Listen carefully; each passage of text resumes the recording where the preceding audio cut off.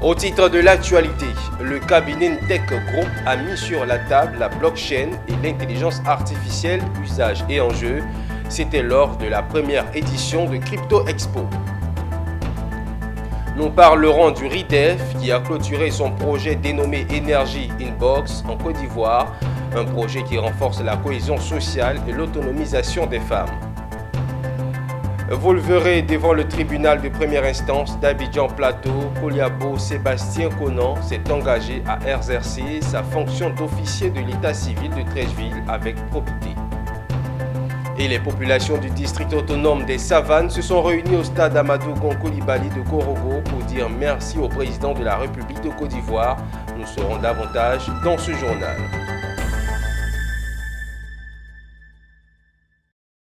Ravi de vous savoir nombreux devant vos écrans, madame, monsieur, bienvenue. En ouverture de ce journal, la 28e session de formation du cabinet VAS International Consulting sur le thème finance pour dirigeants a refermé ses portes le vendredi 24 mai à Assini.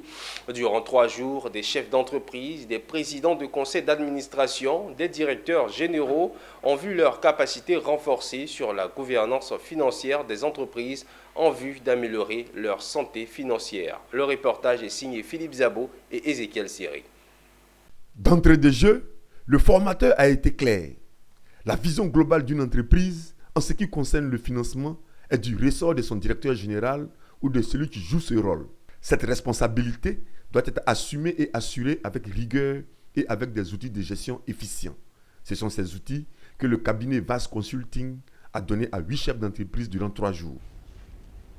La responsabilité d'un directeur général, c'est d'améliorer la rentabilité des capitaux qui ont été investis par les actionnaires. Mais pour cela, il faut que vous ayez une bonne appréhension, une bonne compréhension des mécanismes financiers. Parce que c'est de ça qu'il s'agit.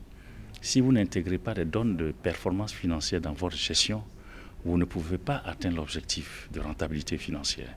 Donc ce séminaire-là traite de problématiques majeures pour ces responsables, pour ces dirigeants d'entreprise. On traite par exemple de tout ce qui est problématique, tout ce qui est mécanisme de gestion financière. On traite de tout ce qui est budget, élaboration de budget, pilotage de budget. Un patron doit être capable de maîtriser le processus budgétaire. On note que dans le nombre d'entreprises, les directeurs généraux préfèrent confier cela aux directeurs financiers. Là, c'est eux qui ont la vision. Et c'est à eux d'impulser le processus budgétaire. L'autre aspect, on traite par exemple de tout ce qui est choix et décision d'investissement. Dans une entreprise, la dernière personne qui signe le document pour l'investissement, c'est le directeur général. Un message fort bien accueilli par les participants. On est à la tête des entreprises qui se portent mal. On ne sait pas de quoi elles souffrent. Et quand même on sait de quoi elles souffrent, on ne sait pas comment les relever. On n'a pas les outils, on n'a pas les connaissances. Donc, c'est dramatique. J'ai eu la malchance d'avoir fait un peu de gestion. Je sens que mon entreprise est malade, mais je ne sais pas comment faire, par où commencer. Ce séminaire m'a ouvert l'esprit, m'a ouvert les yeux. Je sais désormais comment identifier les mots qui minent mon entreprise. Une fois identifié, quels sont les outils et les leviers que je peux utiliser pour la relever. Les chiffres, j'ai envie de dire qu'on peut les interpréter de différentes façons. Donc ce qui est important suite à ce séminaire, c'est de tirer vraiment les informations qui sont intéressantes dans nos prises de décision, stratégiques. Le budget est en fait l'instrument essentiel pour vraiment mener toute une politique de gestion. Et si on ne maîtrise pas les mécanismes de l'élaboration d'un budget, il est très facile qu'on se perde. Le thème finance pour dirigeants est très important. C'est pourquoi il sera reconduit du 12 au 15 juin à Lomé au Togo et du 19 au 21 juin à Abidjan. La blockchain et l'intelligence artificielle, usage et enjeux. Le sujet a fait l'objet d'échanges le week-end dernier lors de la première édition du Crypto Expo initiée par le cabinet Ntech Group qui sait qu'à l'heure des mutations technologiques, les notions d'IA, blockchain ou crypto-monnaie ne devraient pas rester dans la sphère du vocabulaire. Issa Badini et Richard Akeke ont suivi les échanges. Une centaine de personnes, les yeux rivés vers des communicateurs qui se relaient à tour de rôle. Des hommes et des femmes venus s'instruire ou du moins se convaincre de ce qu'ils savent déjà de la crypto-monnaie et de l'intelligence artificielle. Bienvenue à Crypto Expo 2024. Ça fait très longtemps que je suis la crypto-monnaie. Ce que j'ai appris, peut-être que je lis beaucoup des livres. Ça m'a juste conforté dans ce que je sais déjà. À l'initiative, le cabinet Intech Group, qui a fait de la formation sur la blockchain, la crypto-monnaie ou l'intelligence artificielle, son cheval de bataille. Je pense que chacun dans son domaine peut apporter un grain de sel. Et c'est pour cela que nous avons organisé ce moment d'échange pour que nous puissions naturellement... Parce que notre objectif, c'est de faire de la Côte d'Ivoire la plaque tournante de l'intelligence artificielle, la blockchain et la crypto-monnaie. Voilà, c'est ça notre objectif. Et apporter une connaissance accrue à la population. Vous n'êtes pas sans savoir qu'aujourd'hui, tout le monde entier parle de technologie Web 3.0, qui est la blockchain, qui est la crypto-monnaie, qui est l'intelligence artificielle. Et à travers toutes ces technologies, un pays peut se développer. Alors nous, étant acteurs de ces technologies, il est important que nous apportons notre participation au développement de ce pays. Justement, quelle pourrait être la corrélation entre l'IA et la crypto-monnaie? Voilà la réponse de cet expert. On va dire les deux se chevauchent, d'accord? Parce que les crypto-monnaies ont aussi besoin de l'intelligence artificielle, tout comme l'intelligence artificielle a besoin des crypto-monnaies. Donc en essayant de combiner les deux, ça peut donner quelque chose de super intéressant qui peut vraiment aider économiquement et aussi, on dira, technologiquement l'avancée en fait, du monde. Et j'encourage déjà ce genre d'initiative et je pense qu'à la prochaine décision, vous me ferez vraiment plaisir de revenir encore. Mais ça aide beaucoup à comprendre parce que beaucoup de personnes veulent savoir c'est quoi les crypto-monnaies, l'intelligence artificielle, pourquoi est-ce qu'il faut les utiliser. Et ce genre d'initiative permet de comprendre les choses. Crypto Expo est à sa première édition. Et l'ambition, c'est de multiplier les éditions jusqu'à ce que la crypto-monnaie, la blockchain ou l'intelligence artificielle ne soient plus de simples notions pour la majorité des Ivoiriens. On s'intéresse à présent aux énergies renouvelables, avec pour objectif d'autonomiser les villages sans électricité en utilisant des matériaux locaux pour créer de l'énergie renouvelable. Le réseau ivoirien pour la défense des droits de l'enfant et de la femme a clôturé son projet dénommé Énergie Inbox en Côte d'Ivoire. Un projet qui renforce la cohésion sociale et l'autonomisation des femmes, leur permettant de générer des revenus en milieu rural. Diane Kablancan et Doumbia Ayuba. KOC Bridges, Two-Piece et ses partenaires Zegen, Innovate UK, Transformating Energy Access, UKAID, l'Université Félix Houphouët-Boigny et le réseau ivoirien pour la défense des droits de l'enfant et de la femme RIDEF ont clôturé le projet Énergie Inbox organisé en Côte d'Ivoire.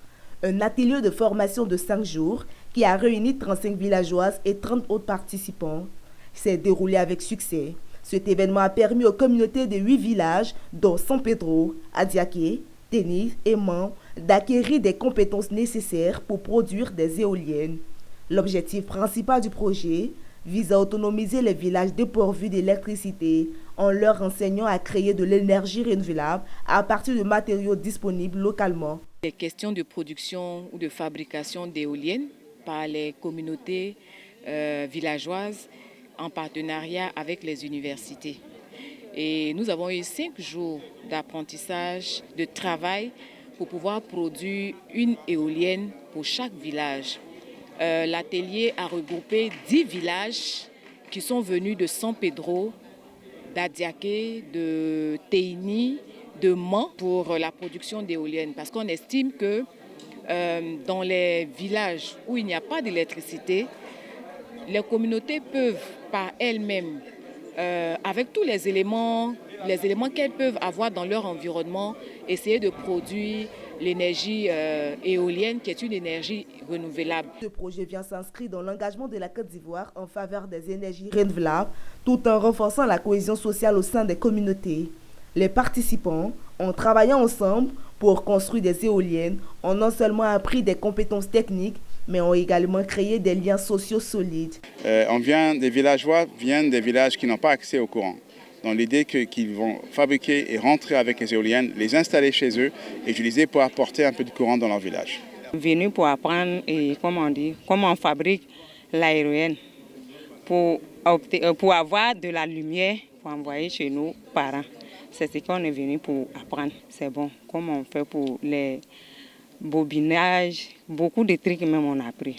Le projet met un accent particulier sur l'autonomisation des femmes, permettant à celles-ci de conserver leur production agricole et de générer des revenus en milieu rural, par exemple en rechargeant des batteries de téléphones portables. Créé le 17 septembre 2023 par des jeunes entrepreneurs ivoiriens, l'Agricultural Commodity Association a véritablement démarré ses activités le 10 janvier 2024. Ce jeudi 23 mai, l'ACA a organisé une conférence de presse pour faire connaître son programme d'action qui tourne autour de la formation, de la promotion, du lobbying et de l'accompagnement des agriculteurs. Philippe Zabo a pris part à la conférence de presse.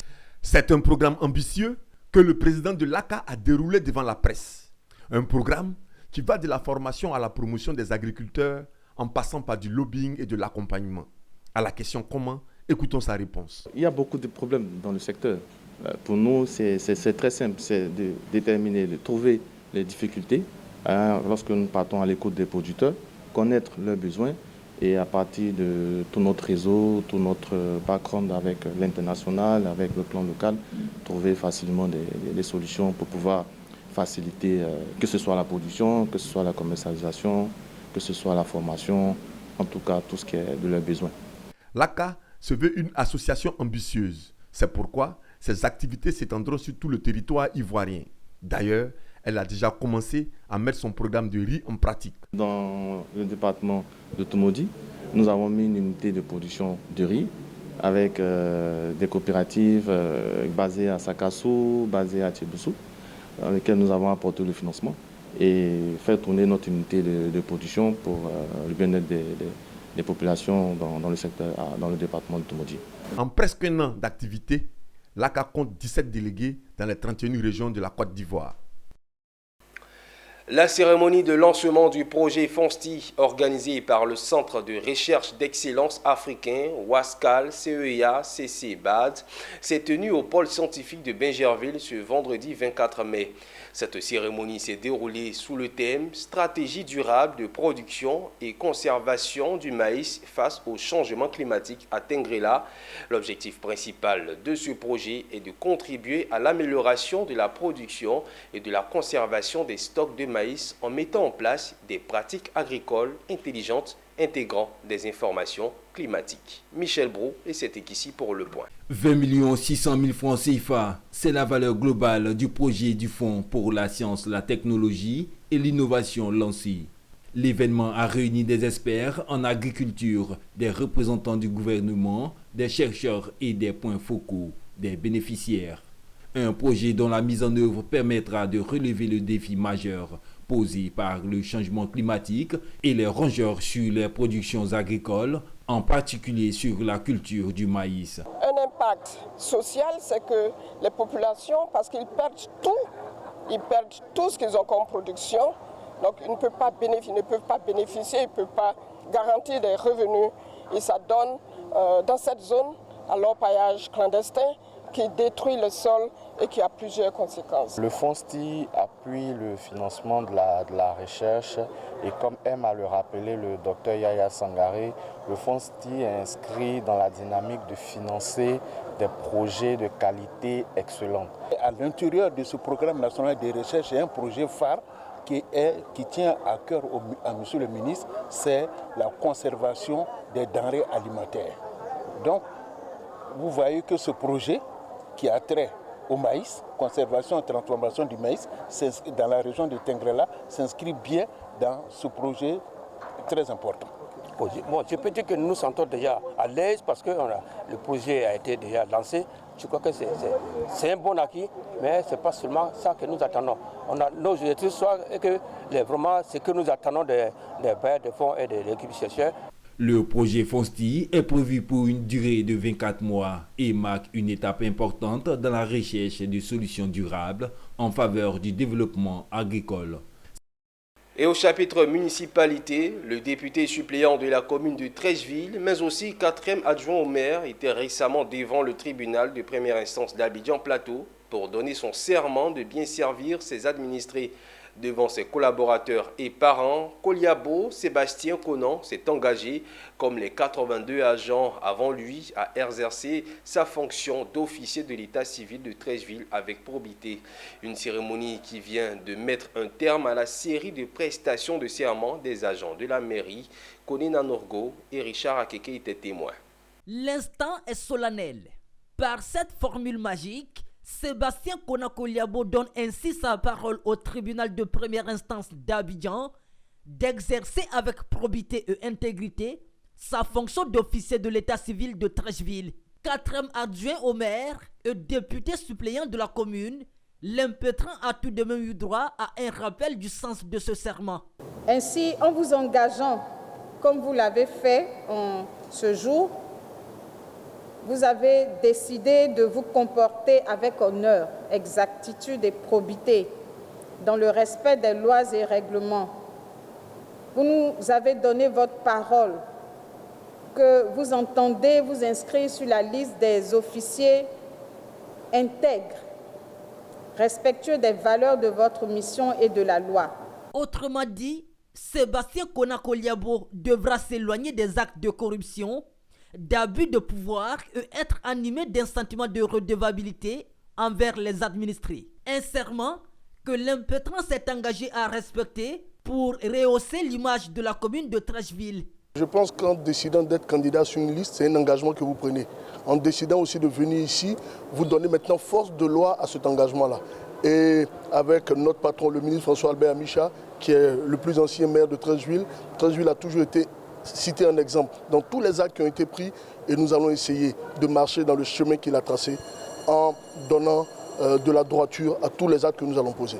Sébastien Kona-Koliabo rejoint ainsi les 82 élus et agents municipaux de Treichville qui se sont engagés par le même serment sur la voie de la probité et du travail bien fait. Ce samedi 25 mai, la salle de conférence du centre culturel de la cathédrale Saint-Paul du Plateau a servi de cadre pour l'assemblée générale constitutive de la mutuelle des agents de santé de la 25e promotion de l'INFAS Abidjan. L'objectif est de renforcer la cohésion et de fournir un soutien à ses membres dans leurs activités professionnelles et personnelles. Les détails dans cet élément que signent Diane Cablancan et Ézéchiel Siri. La mutuelle des agents de santé de la 25e promotion de l'INFAS Abidjan, Mutas Pro 25, a tenu son assemblée générale constitutive qui s'est déroulée dans la mythique salle de conférence du centre culturel de la cathédrale Saint-Paul du Plateau. Une assemblée qui a réuni les membres de la 25e promotion de l'Institut national de formation des agents de santé, INFAS d'Abidjan, visant à établir les bases de leur mutuelle. Des discussions qui ont porté sur les statuts de la mutuelle, les objectifs à long terme, ainsi que les diverses stratégies pour améliorer les conditions de travail et le bien-être des agents de santé membres ont été discutées. Les raisons pour lesquelles qui nous ont poussé réellement à mettre en place cette mutuelle, vous savez, nous avons fait 3 ans de formation, 3 ans de formation au sein de cette école. Et après les 3 ans, chacun va à ses activités en fonction. Et nous sommes repartis sur tout le territoire national. On n'a pas l'occasion de se retrouver, de se voir. Donc, à travers cette mutuelle, je pense que c'est une instance qui va nous permettre de nous retrouver. Et vous savez aussi aujourd'hui que la vie est devenue très difficile. Et chacun de nous peut être confronté à des situations. Et c'est important que nous nous mettons ensemble dans un esprit de solidarité pour pouvoir s'entraider, pour pouvoir mener des activités, des divertissements, d'études et autres, tout ça. L'Assemblée générale constitutive a été une nouvelle étape pour cette mutuelle. Elle a permis la formalisation de cette organisation, démontrant l'engagement des professionnels de santé à travailler ensemble pour le bien commun. Elle a également été l'occasion de souligner l'importance de la solidarité et de l'entraide au sein de la communauté des agents de santé de la promotion 25. Très fort et très multiple. Il faut dire, comme on l'a dit, dans la vision de cette mutuelle ici, c'est d'abord la cohésion de cette promotion. En premier lieu, c'est tout d'abord la cohésion de cette promotion. Et comme je l'ai dit, c'est si bien dit, l'entraide. Il faut qu'on sente que ce bureau-là est engagé pour chaque mutualiste, est engagé pour chaque membre de la promo dans toutes les situations qui pourront se présenter à eux. Cette initiative promet de renforcer la cohésion et de fournir un soutien à ses membres dans leurs activités professionnelles et personnelles. Après les 2 précédentes éditions à succès, l'ONG Maranatha a remis le couvert. Une 3e édition sous fond d'autonomisation des femmes. Des jeux, des communications ont meublé cette fête dédiée aux femmes démunies ou vivant en situation précaire. Le commentaire avec Mondésir Nascimento.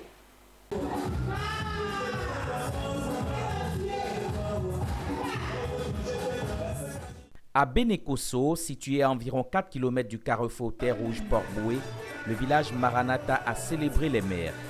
3e célébration du genre, les femmes et mères en situation difficile ont vécu avec joie cette édition.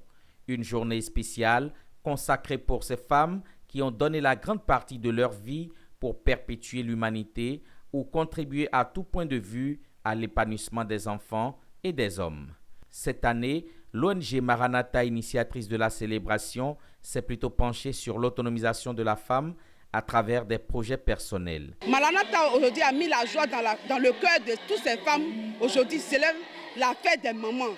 Vraiment, je dis merci à président, l'ONG qui a mis cette chose-là en place pour célébrer la fête des mères.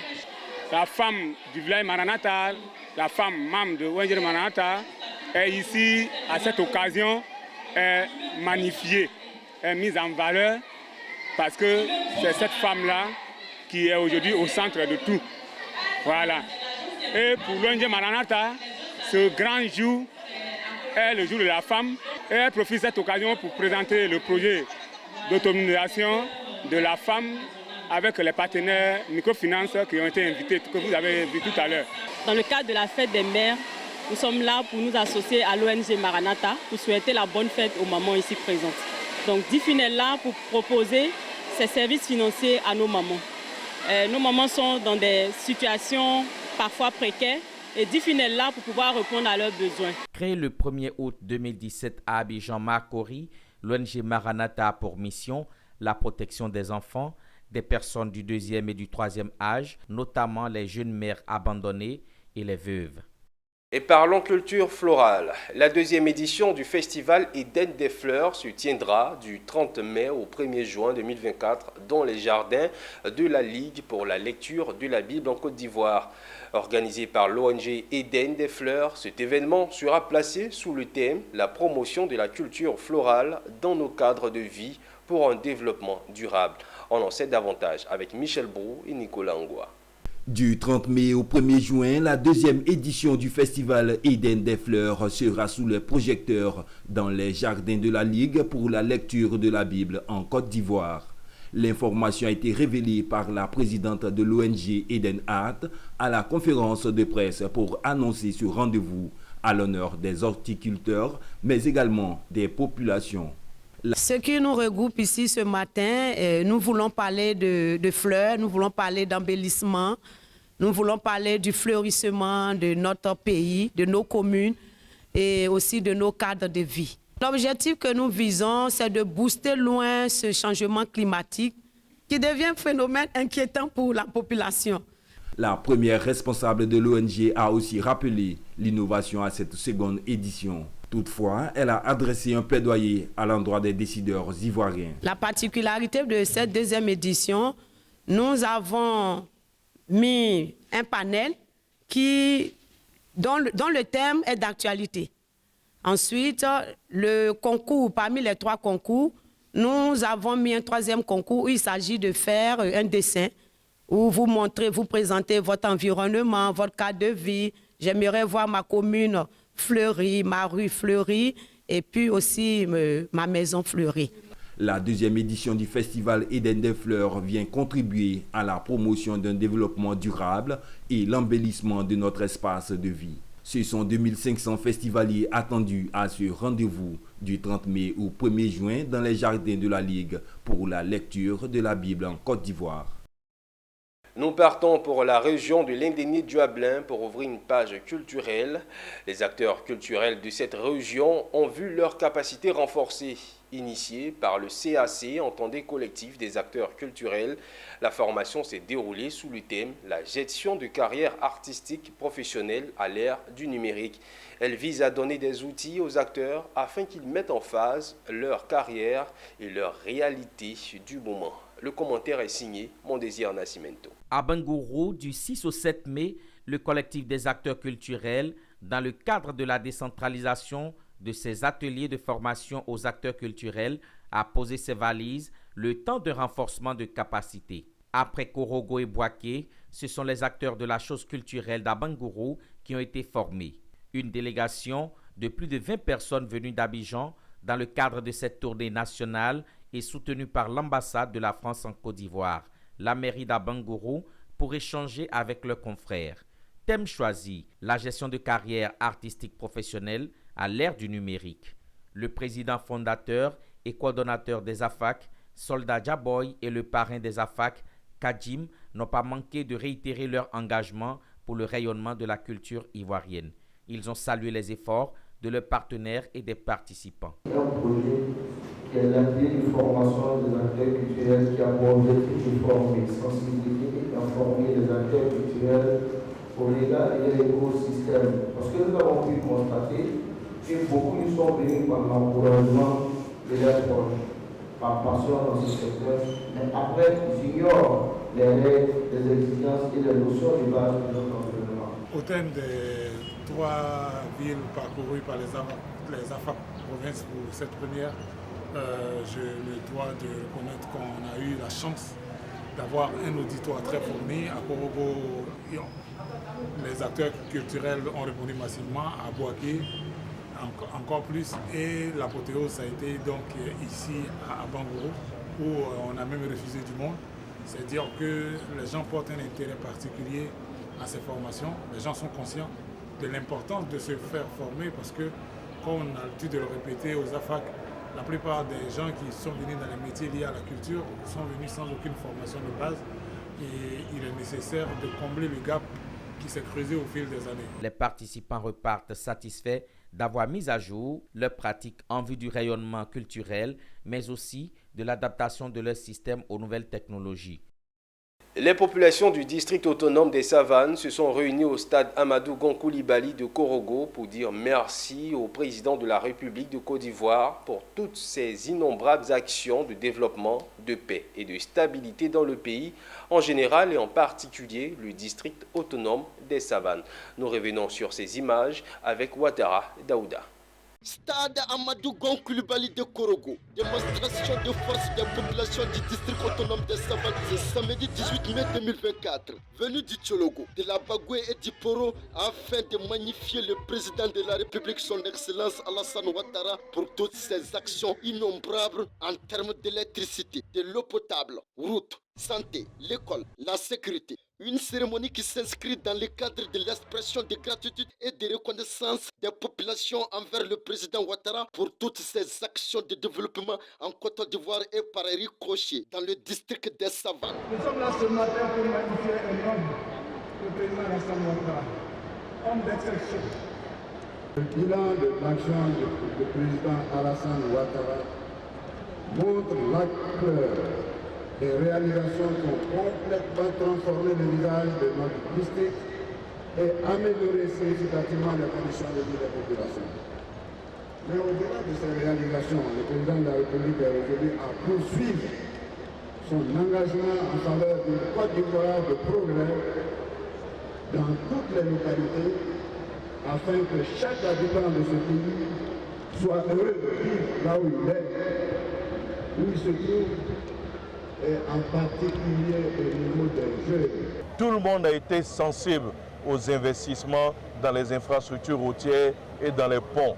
Vous vous souvenez qu'à l'époque, les détracteurs disaient qu'on ne mange pas goudron. C'est donc dit que tous ces investissements, toutes ces réalisations sociales de base ont permis de souder le lien entre les Ivoiriens. Vous avez été témoin de la belle mobilisation et de l'attachement une fois de plus des populations du district de Savanes au président de la République. C'est une affaire qui date depuis 1994.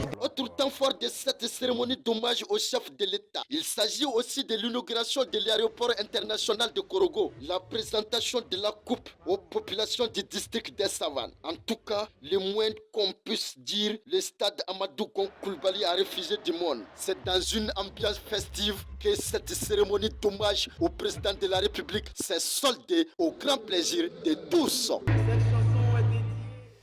En image à présent, au Ghana, le Conseil du cacao compte emprunter d'ici septembre prochain 1,5 milliard de dollars pour financer ses achats de cacao auprès des producteurs durant la campagne 2024-2025. Ce nouveau prêt syndiqué s'inscrirait dans un contexte où les autorités prévoient une récolte de 810 000 tonnes durant la saison prochaine avec l'amélioration des conditions météorologiques et la réhabilitation des plantations. Et voilà qui met un terme à cette édition. Merci à vous de l'avoir suivi. Restez en notre compagnie. Les programmes se poursuivent sur Business 24 Africa.